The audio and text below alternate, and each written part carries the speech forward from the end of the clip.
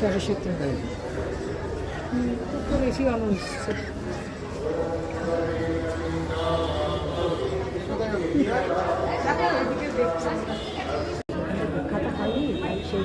এই জন্য যে মনে আছে ওই যে কোথাও কোন কালী টেম্পলে গেছিলাম বলতো, এই যে কল্যাণীতে বন্ধ ছিল, হালি শহরে নাকি কি একটা, না না হংসেশ্বরী না, ওই আরেকটা, হ্যাঁ হ্যাঁ হ্যাঁ বন্ধ ছিল, বললো না যে সামনে করতে পারবে না বাইরে।